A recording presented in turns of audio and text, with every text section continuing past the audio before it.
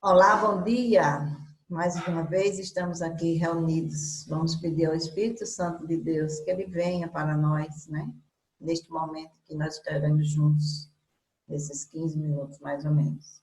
Que ele fique conosco e que a gente possa falar aquilo que seja inspirado por ele, tá bom? Então, hoje, nós temos o nosso álbum litúrgico novamente, né? Nós estamos no 11º domingo do tempo comum. Então, o nosso evangelho é Mateus, capítulo 9, versículo 36. E o 10, versículo 8. Então, está aqui, certo? Vocês vão ver. Aqui tem assim, Jesus ensina a nossa missão. Então, o Evangelho, ele fala exatamente disso, Jesus ensinando o que os apóstolos deveriam fazer. Paulo, ele escreve essa carta para preparar uma visita a Roma. Ele ele já vinha de várias viagens, né? E ele, assim, queria fazer uma visita a Roma.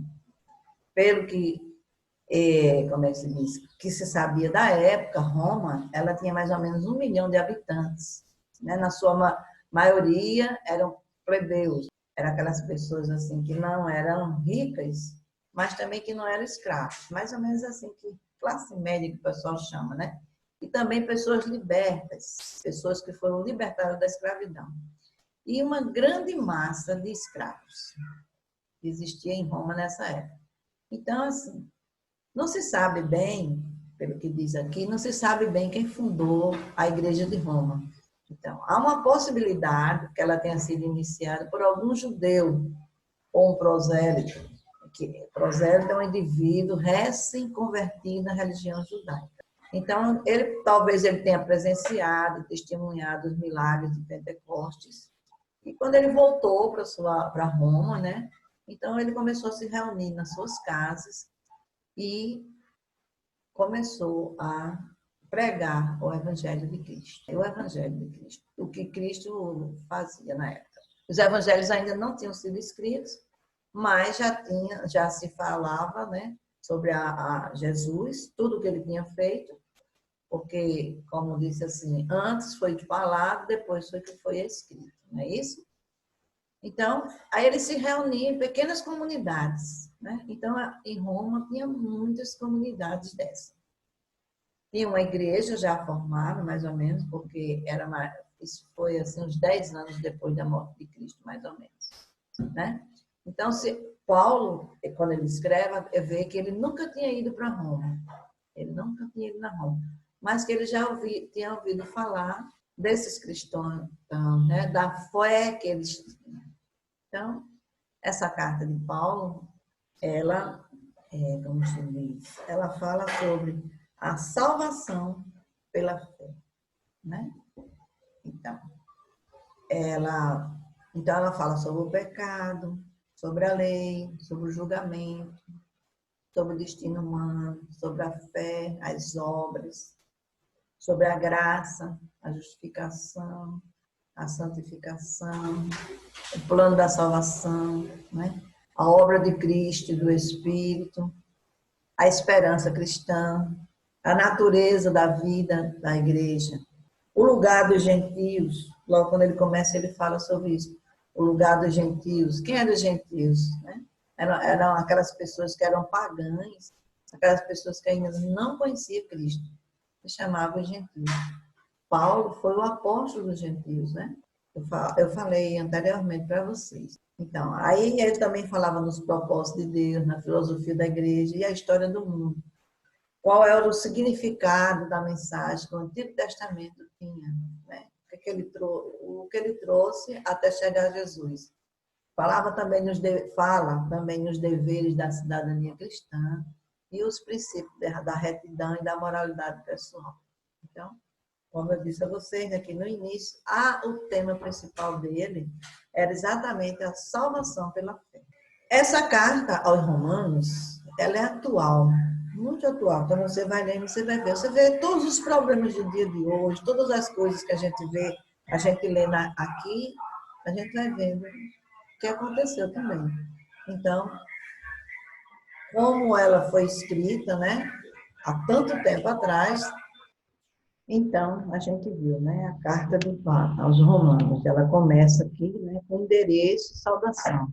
Paulo está dizendo, vai dando aqui, dizendo quem é ele, né, apóstolo, escolhido para o Evangelho de Deus. E ele dá graças, graças a Deus, ação de graças, e fala daquele desejo de visitar a comunidade de Roma. Então, aqui assunto da carta. Porque não me vergonho do Evangelho, pois ele é força de Deus para a salvação de todo aquele que crê. Em primeiro lugar, o judeu e depois o grego.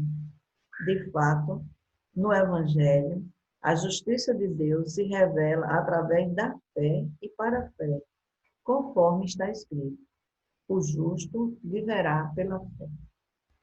Então, esse é o assunto da carta de Paulo. Ele começa aqui. E aí vem, né, assim, a gente vê aqui essa parte aqui, o Evangelho, força salvadora de Deus. Então ele fala da situação dos gentios, como é que estavam os gentios, né? A situação dos judeus. E diz que fala sobre a circuncisão, né? Porque existia aquela obrigatoriedade da circuncisão, que eu já falei para vocês, né? Mas ele diz que a circuncisão tem que vir do coração. Então, depois eles falam do privilégio, os privilégios e a responsabilidade do judeu. O privilégio do judeu de ter recebido, de ter ficado, né, com Jesus, né? E a responsabilidade que eles têm para levar toda essa evangelização. Depois ele diz aqui que todos estão debaixo do pecado, todos, ninguém está fora, né? Então, a lei da fé inclui a todos. E aí ele fala sobre Abraão, que é o pai da humanidade, né? Fala sobre a herança de Abraão. E aqui, se você pegar a carta, você vai lendo, porque eu não posso falar sobre tudo. Então, ele vai falando sobre Jesus, morrer para a lei, produzir frutos para Deus. E ele fala que o pecado arruína a lei. Fala sobre a vida no Espírito, qual é o projeto de Deus, sobre o gemido da criação, que a criação geme, né? Ela geme de dor. Depois, aí fala sobre a fidelidade de Deus a Israel, né? Aí começa a falar sobre tudo, né? A situação de Israel, a escolha que Deus fez, a misericórdia que Deus teve com eles, né? Então, que a finalidade da lei é Cristo, que não há distinção entre judeu e grego, que Deus não rejeita o seu povo, né? Fala sobre a salvação de Israel, a glória, a sabedoria de Deus, um só corpo em Cristo, né? Pela graça, nós todos fazemos um só corpo em Cristo. O amor dentro e fora da comunidade, como deve ser, a autoridade a serviço de Deus. E aí você vai vendo, né? Aqui, ó. O reino de Deus é a justiça, a paz. E aqui já no finalzinho, no capítulo 15, ele diz que nós devemos ter, que eles, né?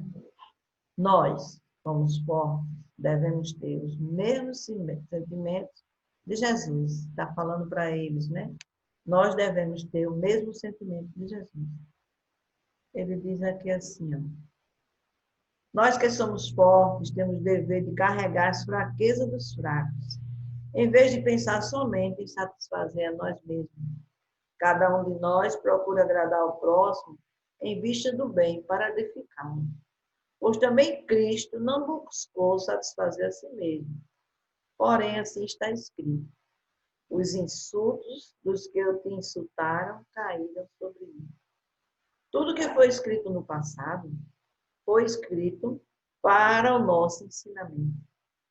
E isso para que tenhamos a esperança, mediante a perseverança e o encorajamento que nos vem das Escrituras. Então, ele diz também para a gente acolher, diz para eles, né? Para nós hoje, né? Porque, como eu disse, essa carta ela é muito atual, ela diz para a gente também mas ele estava falando para os romanos e ele diz assim, para acolher as diferenças. Então, que se acolham um ao outro na glória de Deus. Então, ele fala, alegre-se nações, né? Como povo de Deus. E depois, no final, na conclusão, né, ele fala, irmãos, em relação a vocês, estou pessoalmente convencido de que vocês estão cheios de bondade, repletos de todo conhecimento e são capazes de corrigir-se mutuamente. Aí ele explica por quê. No entanto, eu mandei essa carta, uma ousadia, né, com certa ousadia, né, para recordar a vocês a graça que me foi concedida por Deus de ser ministro de Cristo. E aí ele termina aqui dizendo quais os planos dele, né? Ele diz que ele está pensando em ir até a Espanha, mas que antes ele vai vai levar um dinheiro para Jerusalém, né? Que a comunidade estava arrecadando e ele precisava passar em Jerusalém para levar esse material, né? Esse dinheiro, e que depois ele iria para a Espanha. E ele pede, ele envia a nossa irmã Febe, uma diaconista, como eu disse a você, né? Paulo sempre gostou, quis as mulheres perto dele. Então, ele fala para que recebam ela, que a comunidade receba essa diaconista. Pronto. E também ele saúda Priscila e Áquila, né? Que são colaboradores dele em Cristo, que arriscaram a própria vida para salvar ele. E aí ele vem saúda, né? Todos. E no final ele diz, né? Ele pede para a igreja ter cuidado, né? Na questão do pecado, na questão das provocações, tudo. E no final ele diz aqui, mas agora, manifestado pelos escritos proféticos, por ordem de Deus eterno, e dada a conhecer a todas as nações para levar a obediência da fé a Deus, o único sábio, por meio de Jesus Cristo, seja dada a glória pelos séculos dos séculos. Amém. Essa carta precisa ser lida, mas bem devagar, né? Assim, pelos assuntos que ela tem, ela é uma carta assim, muito dirigida, né? Para uma igreja, para as comunidades, para uma igreja. Então, estou falando para a igreja porque era a igreja de Roma, né? Várias comunidades que tinha lá na época. Então, graças a Deus, né? A gente tem esse escrito de Paulo tão maravilhoso, tantas assim orientações que são dadas nessa carta, né? Sobre tudo. Então, leiam. É difícil? É difícil. Não é fácil. Mas a gente pode, se a gente tira todo dia 15 minutos só, para sentar e ler, a gente vai ler. Os meninos também vão ler. Então, as crianças precisam ter a Bíblia na mão, certo? Elas precisam ter a Bíblia na mão. Pense. Eu mesmo, às vezes, eu penso assim, quanto tempo, né? Eu sei que meu pai ele teve muito cuidado com a gente, né? Mas nós temos, assim, também aquela vontade nossa, né? Nem sempre a gente faz aquilo que o pai manda. E às vezes a gente deixa para lá. E depois, quando você vai ler, você vai ver quanto tempo que você perdeu. Né? Se você tivesse lido como teria sido bom para a sua vida. Né? Então, gente, vamos deixar. Não vamos perder isso, certo? Vamos ler. Tá bom? Então, um abraço.